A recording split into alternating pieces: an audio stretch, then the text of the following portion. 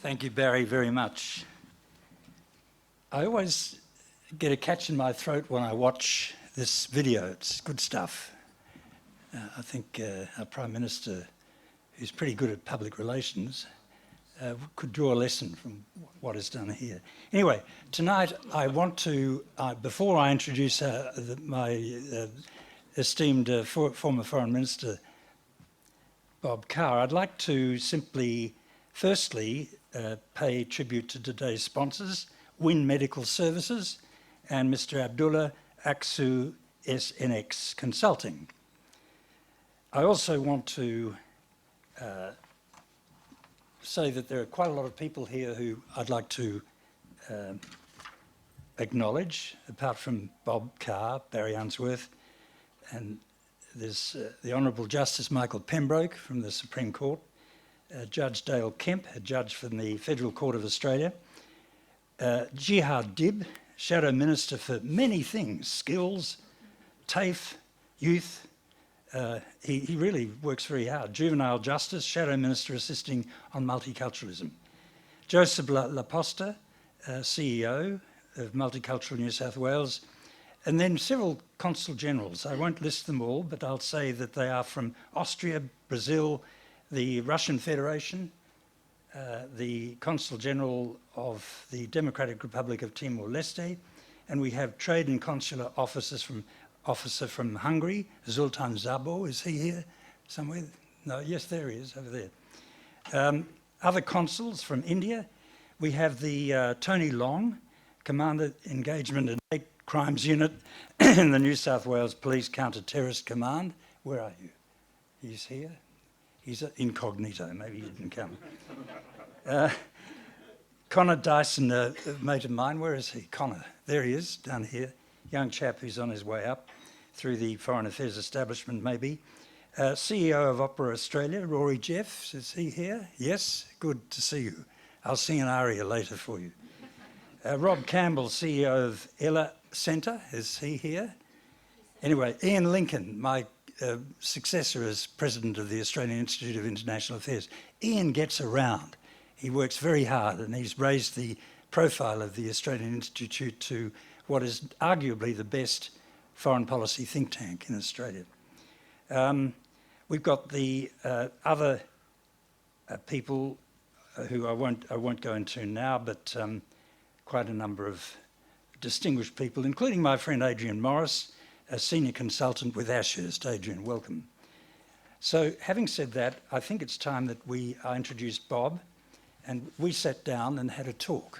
So I think we'll go over here. Before you do, Bob, let me just say that I've read Diary of a Foreign Minister, 2014, and Run for Your Life, 2018. Bob wrote other books before that, but these two books give a very intimate portrait of a man who is unusual. All the foreign ministers I've served under, and unfortunately Bob came to power as Foreign Minister of Australia after I'd retired. I wish I had served with him. But I did serve quite a lot, and almost invariably, none of them had a sense of humour. Almost invariably, none of them seemed to take much joy in the job. Bill Hayden, I think, was an exception to that rule. He was a wonderful chap to work with. Gareth Evans, up and down, very emotional, always a stimulating bloke to talk to and to look after. I was ambassador in Mexico and Cuba when he came to Cuba to see Fidel Castro. I talk about that saga as waiting for Fidel, because for 3 days, nothing happened. And Gareth was almost throwing cut glass ashtrays at me and saying, when am I going to see this man? Finally, a car pulled up at a reception and these gumshoes got out and tapped me on the shoulder and said, we're off, come on. So we hopped in a smoked glass SUV in a convoy, me and the Minister, Gareth, and we went off to the boonies and we found Fidel waiting. Ah, Mr. Minister, my career was saved. Not only did they have a cordial dinner, but Fidel took him out to the airport too and waved goodbye to him. So Bob was very pleased about that, all due to my diplomacy, of course. Anyway, Bob, let's go and sit down. So I don't really need to introduce Bob. He's New South Wales' longest serving, continuously longest serving Premier of the state. Sir Henry Parkes had 2 sessions which were slightly longer, but you were the longest. Born and raised at Matraville High, University of New South Wales, a journalist, a naturalist, Labor Party stalwart, leader of the opposition, New South Wales Premier from 1995 to 2009. And I gained a lot of, I had known Bob off and on, tangentially, but you gain a good insight. As Bob said of himself, if you own a book, you take it on board by osmosis. I don't know which book that was, Bob, but you said that. I actually read your books and I found them fascinating. But the first thing I want to do before we go into your foreign policy time as Premier, you were very instrumental in establishing national parks in the state. You had a very strong conscience and agenda for preserving Australia's beauty in New South Wales, it seems to me. You stopped jet skis on Sydney Harbour. You did all sorts of things that were all consonant with having an intelligent approach to the land. Last night, ladies and gentlemen, those who watched Media Watch and Four Corners and Q&A, one would be appalled at the lack of foresight, of planning, of strategy by any government, whether it is state government or federal. We seem to be all at odds. Meanwhile, the threnody goes through this whole debate about whether the bushfires are due to climate change or not. So, Bob, let me ask you, how do you feel about this situation at present? And where do you think we're heading? Well, the bushfires are a climate event. They're a climate event. Scientists have been warning us from 1988 that if the number of hot days increases, temperatures rise, then you have more, measurably more, high-risk fire days each year. And the CSIRO work, which first appeared in 1988, took specific locations all over Australia, and it said, you take this site, it's got so many high-risk fire days under present temperature regimes. If there's an increase of, and it gave different projections, then you'll have more high-risk fire days in this area of grassland or woodland outside Canberra or outside Tamworth. The scientists have done so much work on this. When I asked the CSIRO recently how many reports there are, they'd say, look, if you're looking at comments by scientists, articles by scientists, there have been so many, we cannot actually give you a simple count. So the warnings have been in since 1988. It's science. The risk of savage and longer fire seasons increases with global warming. And so this has emerged, these mega fires are a climate event, a confirmation of everything that's been said about the impact of higher temperatures on the Australian landmass. And here's an idea I share with you. My long-term friend Philip Ruddock from the conservative side of politics, the liberal side of politics here, and that's this. If you're a conservative, why wouldn't your conservative instincts be extended to conserving the inheritance, the natural inheritance we've got? If you're a conservative for considerations of religious faith, why wouldn't you want to save God's creation for as much of it as you can? If you're a conservative on economic grounds, why wouldn't you want to use market forces to bequeath to the generations coming after you the natural environment? To be a conservative like the great American president, Teddy Roosevelt, who in the West Wing of the White House laid out the maps of the Western lands on the floor, and with his scientific advisor by his side said, we need to save this, we need to save that. A conservative instinct. We're going to save what we inherited from one generation to the next. So where do we go from here? You're an optimist by nature, I can see that. But I'm not really. I tend to think, Lord Salisbury, the British Prime Minister, said, yeah, things change and always for the worst. I wouldn't go that far. I mean, That's really inbred conservatism. Things change always for the worse. I wouldn't go that far, but human beings are difficult at imagining things outside their inherited philosophy. The idea that there could be, what's the word I'm groping for, a disjuncture, a real break, a real fracture, a tectonic shift, like the sort of climate change that pessimists have warned about, strikes me as being the thing we find difficult to contemplate, but which could be upon us. Yep. Could be upon us. Where's the guarantee that this fragile planet, the only fertile planet we've been able to identify, is going to continue to sustain life? And the reputation of Australia, given the fires we've just had, has surely gone down a great deal. We're one of the largest coal exporters in the world. We're not doing anything about coal except increasing coal mining. Ross Garnaut seems to have a solution if only people had the courage and the foresight to grasp it and say this is something we should do. Already there's a factory in Tonsley Park, South Australia, that used to turn out Mitsubishi cars that is now making parts for soft energy paths. This is the way we should go. Yeah, Ross Garnaut's book spells it out. It's a terrific blueprint from a patriotic and very qualified Australian. All right. Spelling out how well we can do by embracing the industries of the future. Sure. And it's a more detailed blueprint than any we've seen up till now. Let's hope it's grasped as it should be by the government of the day. Moving on to your time, Bob, as Foreign Minister. As I said before, I wish I'd served with you. I would have enjoyed our time, I'm sure. But you were offered a seat in the Senate, then you became Foreign Minister. Julie Gillard appointed you in 2012. In your diary, with your legendary hallmark modesty, you say that I am Foreign Minister, I trust my judgment, choose my words, soak up knowledge and recycle it. I soar above the mundane and save my country. The people trust me, all's good. But later on, some of the things that you had to accept as Foreign Minister bore down on you, I'm sure, in certain ways.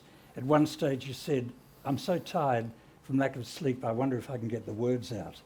You also found that you wished that you had a longer tenure. You wrote at one stage, "Oh, to be Foreign Minister in a normal government with a floor majority and an interesting authoritative Prime Minister with a routine lead in the polls and a 44% primary vote, to be a Foreign Minister with 5 years in the job, stretching ahead." Wouldn't that have been wonderful? But you also had certain downsides. One was that you sometimes complained about the lack of imagination, the lack of a sense of humour, the lack of agility in some of the speeches you were served up by Foreign Affairs. That's not a criticism of them. They're doing their job, but I think you livened things up a great deal. And you also were a bit disappointed sometimes with the quality of some of the colleagues you met from other countries. I reflect on how wrong I was to assume that foreign ministers were a lot full of lively interest in the cultures and civilizations of the planet, scholar of statecraft and apostles of diplomacy. But I'm sure, as you no doubt have said and you've told me, there are some damn good ones that you talked to, and we can come to that later on. All right, let's cut to the chase. I want to ask you about the United States. Where is the United States going and where are we going with it? The 2017 White Paper on Foreign Policy, it seemed to me, said all the same things that Australian governments, both Conservative and Labor, have been saying ever since I was in short pants. The United States is our mentor. The United States is our great protector. We will continue to support and have faith in the United States, no matter who is the president of that country. Now we have a man who is short on integrity, honesty, knowledge, intelligence, I suggest to you. He's got certain other attributes, there's no doubt about that, but there's a book that's just come out called Trump and His Women, which is worth reading. It's very interesting. But it seems to me that in Canberra there's a mindset within the bureaucracy and within the government and within the opposition that all this will pass. We're going to come back to a time when the status will continue as it did before. We'll have a responsible president of the United States upon which we can rely, and that president will not be isolationist but will continue to have a presence in Southeast Asia. What's your take on all this, Bob? And how do you feel about the present situation? Well, I think we've got to remind ourselves it is not Trump. Trump's not the phenomenon. It's America. It's the change in America. It's the change in America. And it's what follows Trump. This monster, this unpredictable figure, improvising foreign policy, full of strange contradictory instincts, could be followed by someone who's just as much a populist, an authoritarian populist, with thoroughly bad, indeed racist, nationalist instincts. There's no guarantee, there's no strong reason to believe that Trump's going to be succeeded by a liberal internationalist. And you think of the Democrats, part of Trump's genius, and he is a political genius, he's to take an old East European expression, he's an idiot of genius. An idiot of genius. Part of his political genius is transforming the opposition party. The Democrats are a different political creation because of Trump. They're moving decisively to the left. It could be that the next Democratic president is as much a figure of the left as Bernie Sanders. Let's assume they're not going to win against Trump this year, but will win a term later or 2 terms later. It could well be someone who reflects, because of demographic changes in America reflected in the Democratic Party, someone who reflects the far left, what we call the far left of the party. And they won't have what we talk about as the liberal internationalist instincts of the interventionist instincts of a Hillary Clinton, for example. So these are things I really hope in our foreign policy documentation we're not any longer talking about America as the leader of the liberal global order, because America is not that. Explicitly, America is not that.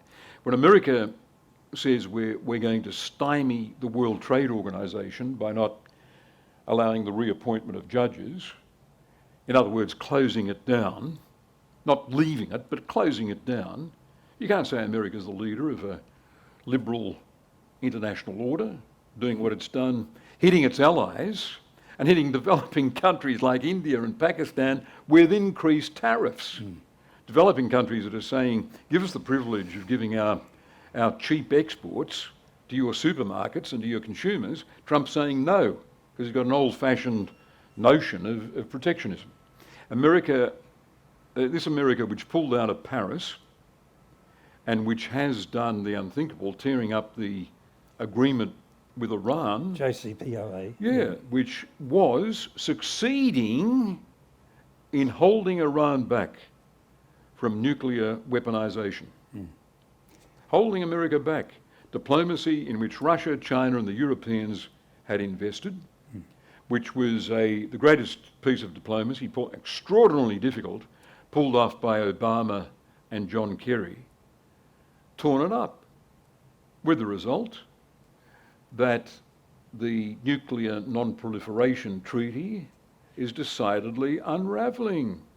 If Iran's response is, well, you've torn it up, we've got no alternative, and you're saying threatening things, we've got no alternative but to develop a nuclear weapons capacity, the Shiite bomb will be balanced by a Sunni bomb, and the whole thing, as I say, decisively unravels. You've already got a Muslim bomb in Pakistan. So let's not talk about America in what is now outdated rhetoric as leader of a liberal global order. Trump is explicitly not that. He's an American firster. Yep.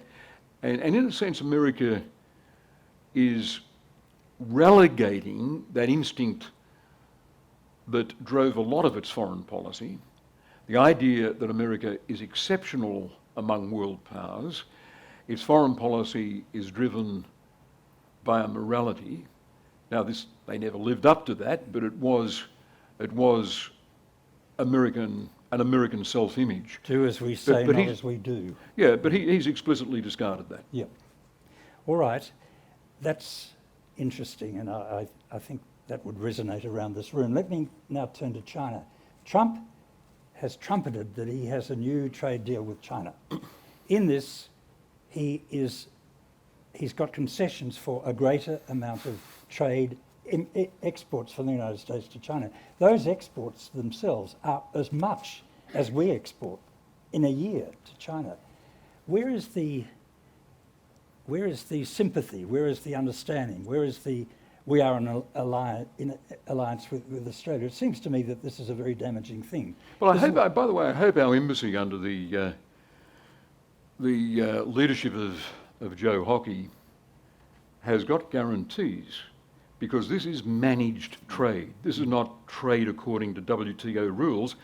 It's Trump and Xi saying, we're going to manage things so that there's going to be a quantum increase in American exports to China. But it has to come from somewhere. Yes. So if China is saying, to fulfil this agreement, with all that it means for us on other fronts, we're going to have to buy more from America, fill our supermarkets with Californian vintages, American seafood, Baby cocktail, baby milk. the baby milk formula. That's going to be at the expense of Australia's exports. By the way, the latest figures have got China buying 40% of everything we export. And this worries the right-wing think tankers in Canberra. They say, oh, we've got to diversify our trade. Well, yes, in an ideal world you would, but trade follows demand. And China, whether we like the nature of their government or not, I think we're all united in saying we'd rather have a multi-party democracy in China, but they've got the system, they've inherited. Their system is good at delivering results, and they're damn sure on track between 2012 and 2030 to add 850 million to their middle class. And that process is on track. So that's creating a huge demand. And Australia's in there filling Chinese supermarkets with our exports. Meanwhile... And if there's an agreement... The great unwritten story in the Australian media is which of our exports to China are going to quickly suffer as China implements its part of the deal. No one will do this, I've suggested to a few journalists. It'd be interesting to see dairy, meat, wine, nuts, every category. We're doing well with China. Which is going to start suffering as American farmers start enjoying increased access. The Chinese have got to deliver. The WTO rules won't apply because the Chinese have got to deliver for Trump. Sure.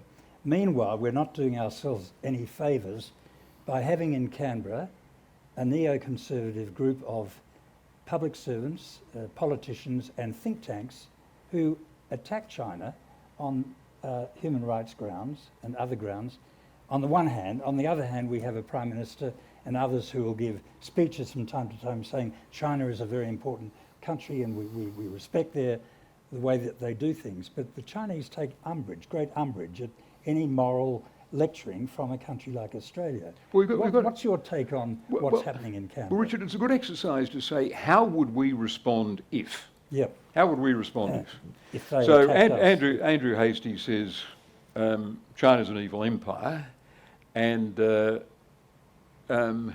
Hockey says China reminds us of what we were fighting for in World War II, overlooking the fact that no country, with the possible exception of Russia, with its huge human sacrifices to defeat Nazism, no country suffered more than China in World War II. And if China weren't there soaking up those Japanese divisions, Japan would have had troops to have spared in some amphibious adventure on the Australian continent. To have Joe Hockey say that and Andrew Hastie say that, well, here's the game to play. How would we react if the head of the Chinese Parliament's Committee on Security said those Australians they've never got over their white Australian instincts, they're a bunch of racists. Or if a Chinese diplomat said Australia should remind us what we were doing as Chinese in fighting against imperialism.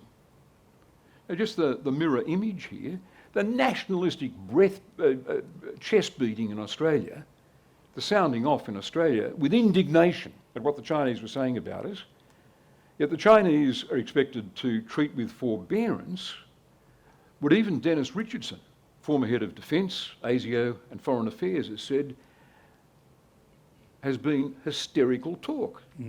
When a former head of ASIO says, without evidence, without an evidentiary base, China's intent on taking us over. What does this mean? Where's the, apart from the antics of one Chinese developer, a single Chinese developer, revealed in an ICAC inquiry, where's the evidentiary base for this? When you've got 350 Chinese companies in Australia that don't donate to Australian political parties, when you've got 150,000 Chinese students in Australian universities who aren't interfering with the politics on their campus. They don't, they play by the rules. And you've had hysterical headlines running for a couple of years about the threat of Chinese students. Including the threat from Huawei. You have said, in response to criticism when you supported Huawei coming into Australia, that there are about 380 Chinese companies that are already invested in Australia. Why can't Huawei come in as well? Well, in fact, no, I've been painstakingly neutral about Huawei. I have said, I'm on the record saying that I haven't had the benefit of the ASIO briefings. As Foreign Minister in a Labor government, I defended a decision that government made to exclude Huawei from supplying equipment to the national broadband network. So I'm neutral on the big question of whether they should supply 5G. But I don't think we handled it diplomatically. You're a consummate diplomat. Diplomacy is your profession. Why did we allow our security agencies, through a leak to an Australian newspaper, to boast that we'd poked China in the eye by excluding Huawei, to announce that we're going to advocate the exclusion of Huawei by other Western countries? Extraordinary. For one of the security heads to say that he'll take it upon himself to troll Huawei in the media, the head of an Australian security agency. Again, how would we react as Australians if a Chinese security agency said in respect of Telstra or BHP, an iconic Australian company, it's a duty of us to troll them in the media? Now, we couldn't have gone more flamboyantly out of our way to have advertised, to have celebrated the decision we made on Huawei. Why not leave it to the diplomats to convey to the Chinese that for better or for worse we've made this decision and leave it at that? This is a case study in inept Australian diplomacy.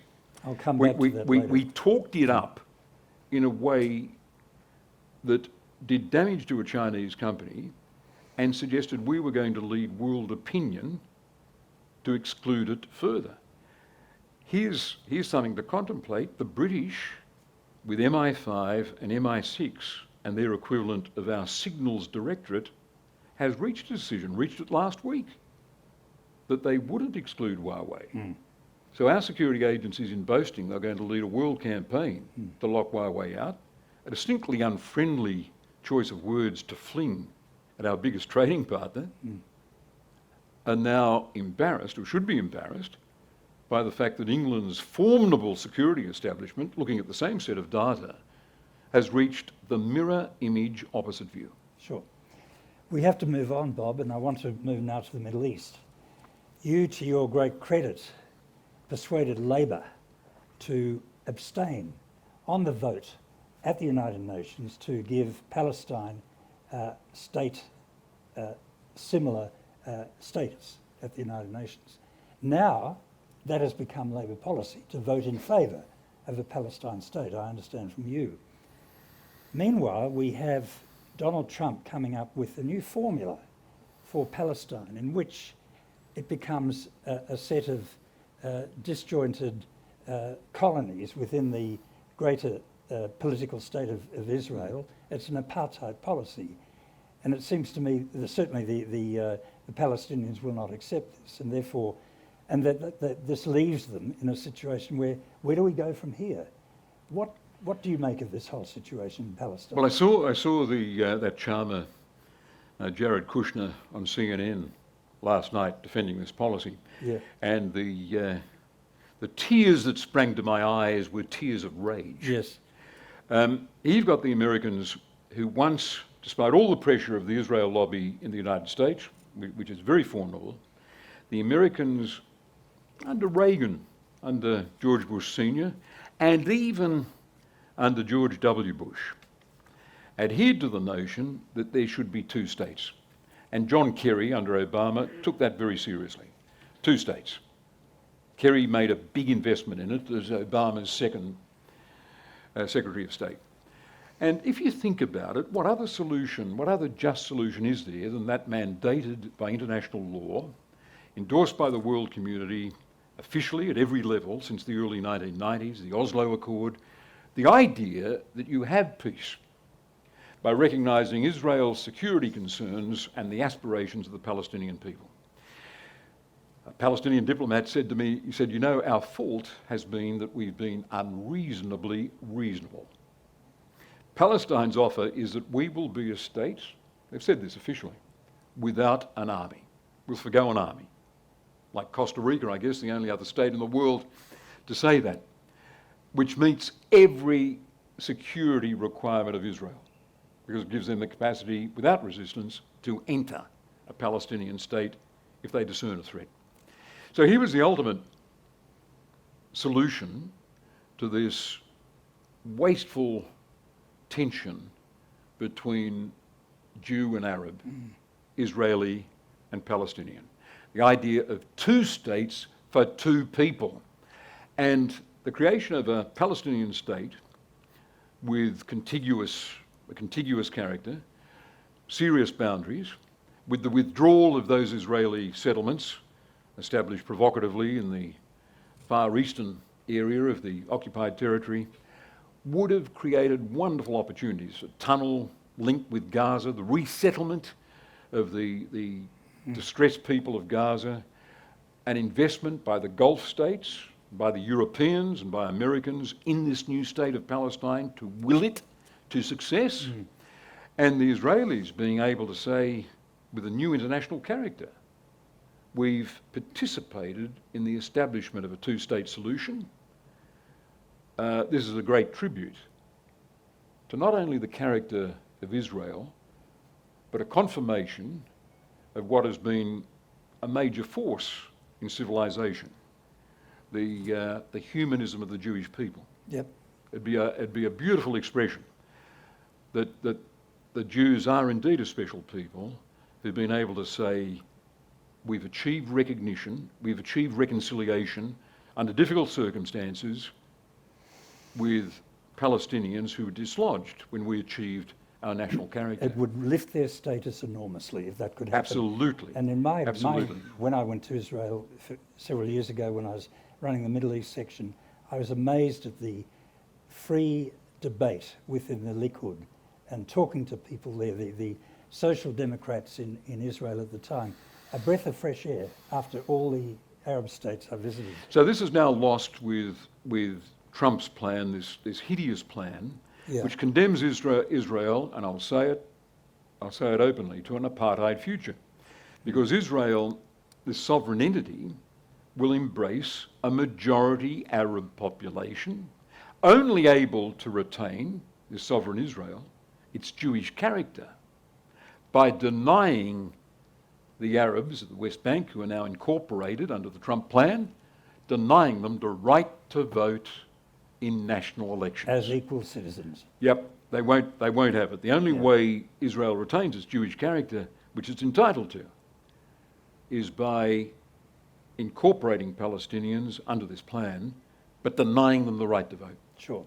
A related issue, Bob, I'd like to raise with you. Melissa Parks, the former Labor member in Western Australia, her libel action against our own member here, Dave Sharma, for saying that she is anti-Semitic, for giving a very frank account of what she regarded as apartheid in Israel. And it seems to me that this is a very interesting precedent for judges who are going to judge this, whether it's anti-Semitic to criticise the state of Israel. It seems to me blackmail on the part of certain conservative Jewish elements. And it's absolutely wrong. So I won't do you accept agree with that? Yeah, I agree absolutely. I won't accept it. You've been subject to this yourself. Yeah, this but I slur. I said in respect to a commentator on Sky who said that I and Tony Burke were guilty of, quote, borderline anti-Semitism, unquote. Now, Burke and I did nothing else than in Labor Party forums advocate recognition of Palestine in the context of a two-state solution. So let me say openly in this forum that what is being planned to extend Israeli sovereignty over the occupied territory, a majority Arab population, without ceding to the Palestinians, the Arabs, an equal vote, is apartheid. That is apartheid. Sure. And I will take legal action against anyone who says You're that's anti-Semitic. anti-Semitism, as I threatened against Sky, and succeeded in getting the apology, as did Tony Burke, for those comments. So let me say, criticism of Israel for settlement expansion, for laws that discriminate against its Arab citizens, is not anti-Semitism. No. Okay, moving on to Syria, if I may. You, I think, sided with those who in 1913 said that Assad had attacked Ghouta with barrel bombs and sarin. Yes. It's been shown constantly by different organisations since then that this was not true, and that most of these attacks with chemical weapons have been confected by people who are allied one way or another to anti-Assad elements. Do you accept that there's been a fair bit of confidence trickstery going on here, and that the Assad government, not a regime, it's a government, it's a legitimate government, has the right to exist and will probably continue to do so with the backing of Russia and other countries? How do you feel about I'd say this? two things. Yeah. All the advice we received in 2013, this was in my last month as Foreign Minister, Yeah, was that the Assad government was responsible. Yeah, yeah. So let's lift that out and keep that for an argument and Sure. exchange for another day. So that was Yeah. my position then, Yeah. and I haven't looked at the evidence. I haven't looked at the evidence you're pointing to that would undermine that Sure. conclusion. Second, I'd say the Americans, for want of a policy, they had no viable policy on Syria because one wasn't available to them. It couldn't be crafted.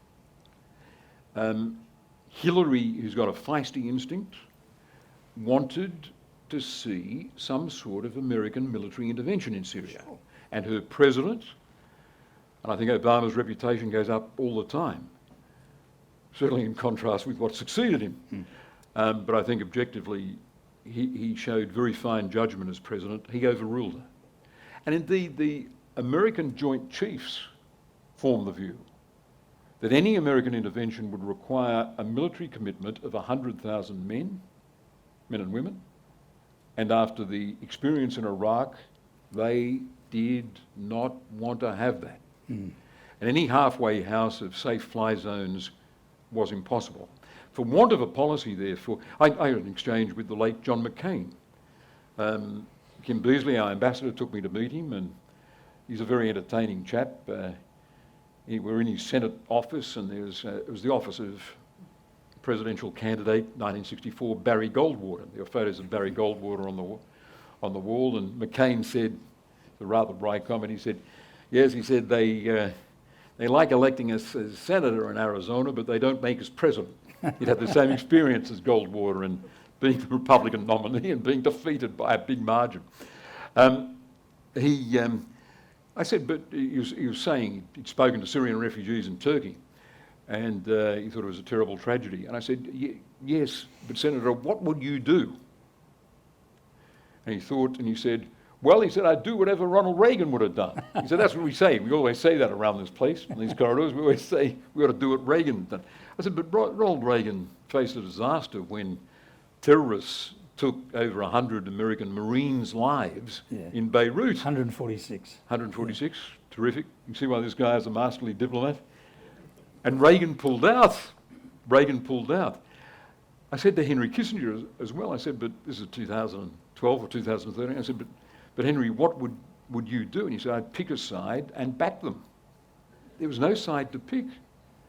The Democratic Front in Syria turned out to have no capacity to recruit and mobilise people, and any weapons given to them would have ended up with the jihadists.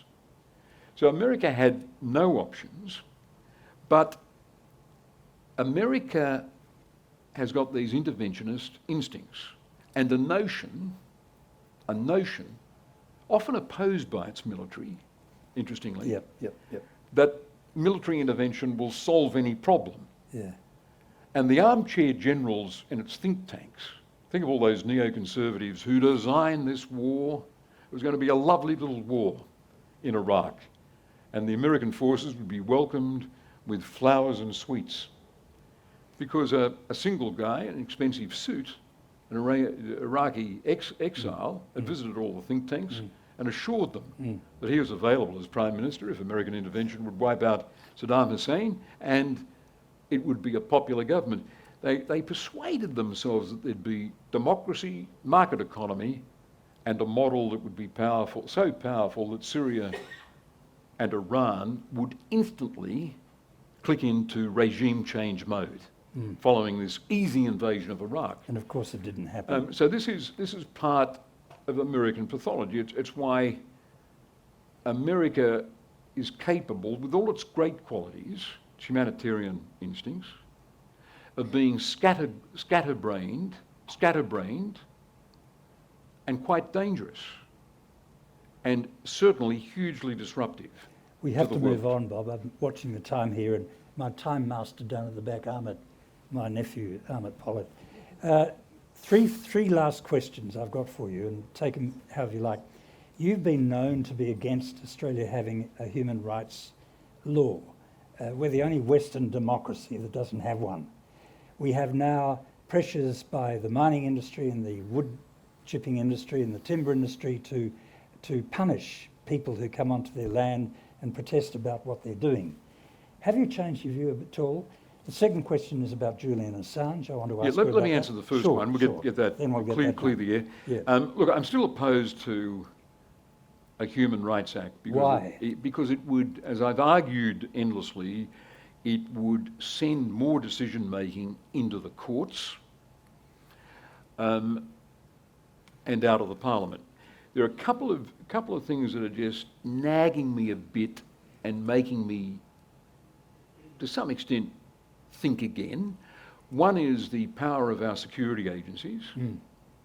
Getting stronger all the time. Stronger all the time, and a lot of evidence of overreach leaves me a bit uncomfortable.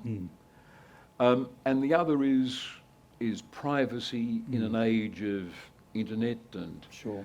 The need to preserve it. the revelations by Snowden and Julian Assange, which gets us onto the... Julian Assange, right. Now we have a situation where Australia, despite our vaunted consular prowess, is doing nothing for Julian Assange. Here we have an Australian citizen locked up in a British jail with severe mental problems, facing extradition to the United States where he won't get justice at all and where they'll throw the full weight of the might of the United States indignation at what he did against him.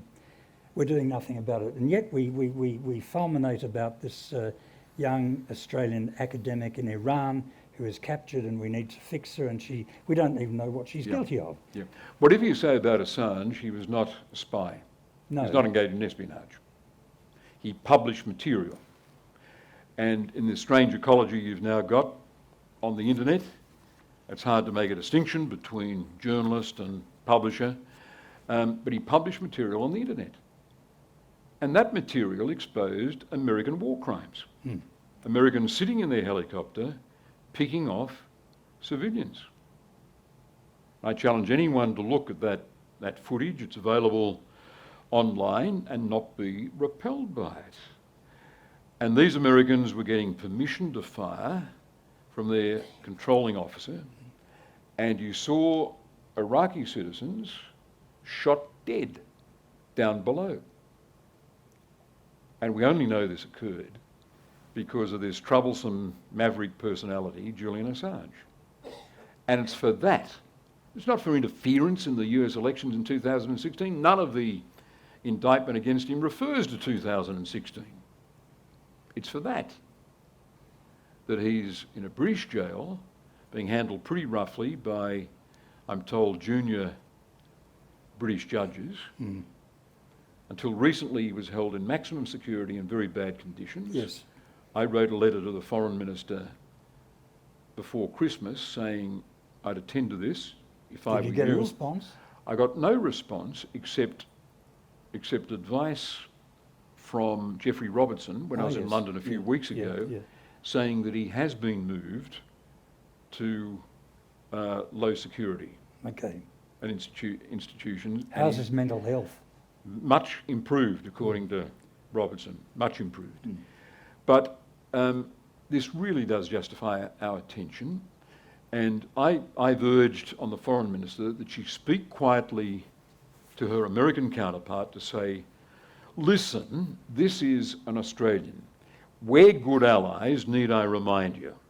Need I go down the checklist? You're going to stimulate anti-American feeling in Australia if you subject this guy to 2 years of trial in London, at the end of which he's likely going to be seen shackled, struggling into a CIA aircraft in London for transport to Washington, where he'll face a jury recruited from a demographic heavily aligned to the American security state. And where, if convicted, he will face a lifetime imprisonment, which is tantamount to the death sentence. Exactly. And I think that's a strong justification for an Australian Foreign Minister saying, listen, Mike Pompeo, let this drop. 2 more minutes we've got, and this is about the department you're the Minister of, my beloved department, DFAT. It's been shrinking. 37% fewer A-based staff abroad today than in 88, 89. The funding hasn't kept pace with PM&C. PM&C and defence and right-wing think tanks now dominate foreign policy formulation in Canberra.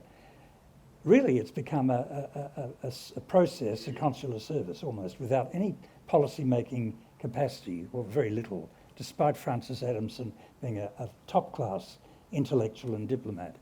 The demand for consular services outstripping resources and crowd out other activities. What's your take on this, Bob? Look, I agree with that. And was this happening during your time? Yes, it was. Why didn't you stand up? The cuts were real. Well, there was a real argument over budget, but we closed one diplomatic establishment during my time. I had to accept that.